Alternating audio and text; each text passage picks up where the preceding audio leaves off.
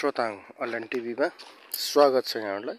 हाम्रो परिवर्तन मार्गको एजिङ हाम्रो यसरी बन्ने क्रममा छ र यहाँसम्म बन्ने कार्यहरू भइरहेको छ र परिवर्तन मार्गमा हाम्रो यो एजिङ चाहिँ मोटाई 8 को हो है, मोटाई 8 को छ। अलिकति वर्षाले गर्दाखेरि कामहरू भने जस्तो छिटो भइरहेको अवस्था छैन। यहाँ काम यसरी चलिरहेको यहाँलाई जानकारी गर्न चाहन्छु। परिवर्तन मार्गमा हाम्रो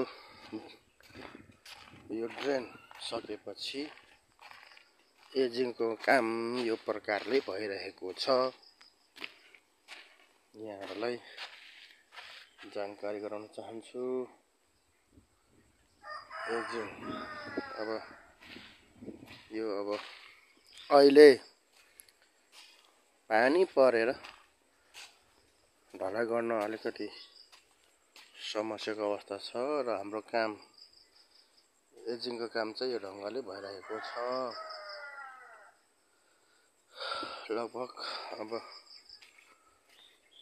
हाम्रो बजेट अनुसारको काम भइरहेको यहाँलाई जानकारी गर्न चाहन्छु। यहाँ फर्मा लगाइसकेको छ। अब यहाँबाट चाहिँ ढलाई गरेपछि तपाईको यहाँ लगाइसकेपछि चाहिँ आधा भइसक्ने जानकारी गराउन चाहन्छु। र हाम्रो एजिङको काम पनि लगभग अब यहाँसम्म आइसकेपछि चाहिँ आधा हुने क्रममा हुन्छ।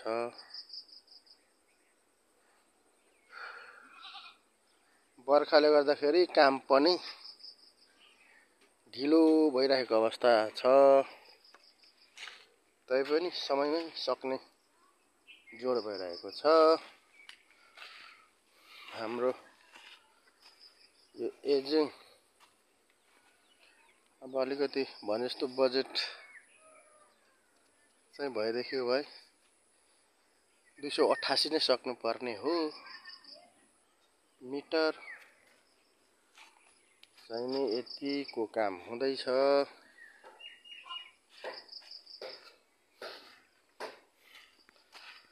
हाम्रो काम चाहिने यो ढङ्गले बन्दैछ। परिवर्तन मार्गमा चाहिने ल हे बुबु हौ, हाम्रो एजिङको काम परिवर्तन मार्गमा चाहिने यो प्रकारले चाहिँ हुँदैछ। अब हतार गरेर पनि भएन। अब सेटिङ निकाल्नु पर्यो, फेरि माल भर्नु पर्यो, फेरि सेटिङ लाउनु पर्यो हैन।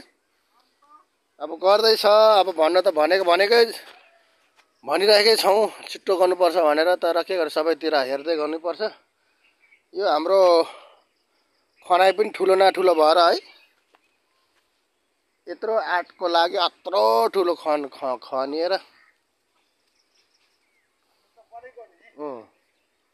तर पनि काम सकेसम्म चाहिँ नि समयमा नै सिद्धाउने कुराहरू चाहिँ चलाइराखेको छौँ, कुदाइराखेको छौँ।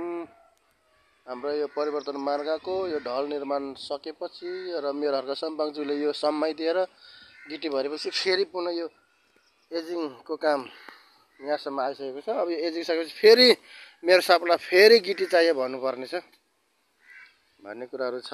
के हेर्ने, अब सबैतिर भ्याउनु पर्ने छ। आज बिहानभरिको पानीले काम अलि ढिलो बनायो है। अब काम राम्रै नै हुँदैछ हाम्रो। हुँदैछ।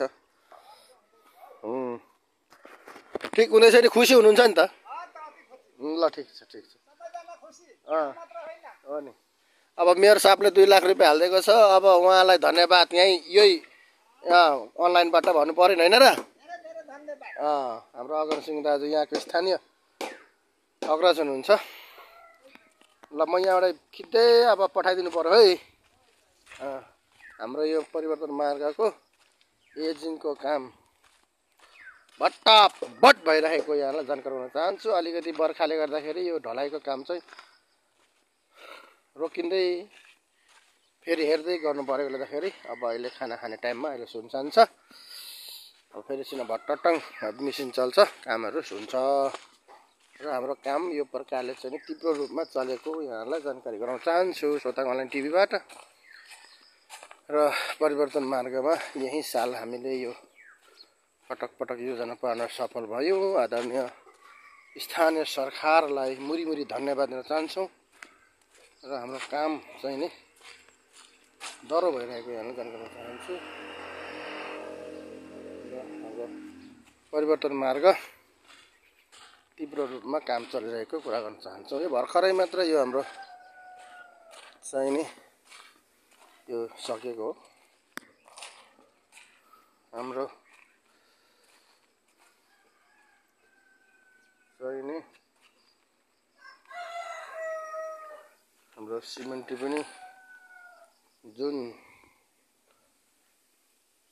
हामीलाई भनेको छ त्यो अनुसारकै लगाएको छौँ। यहाँनिर ओपिसी, नमस्ते गोल्ड ओपिसी सिमेन्ट लगाएको छौँ, लगाइरहेको अवस्था छ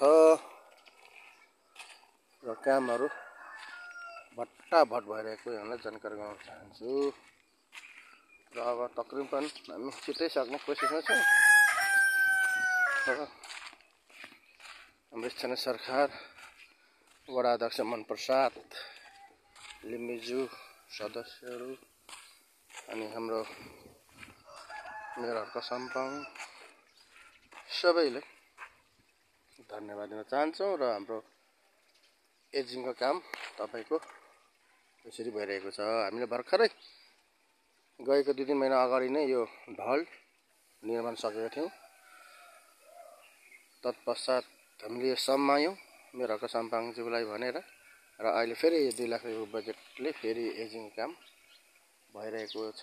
अब निकै पर पुऱ्याइसकेको छौँ भन्न चाहेँ। धन्यवाद। अलिकति वर्षले हामीलाई काम ढिलाइ चाहिँ गरिरहेको छ, तथापि हामी छिटै सक्ने प्रयत्न छौँ। धन्यवाद।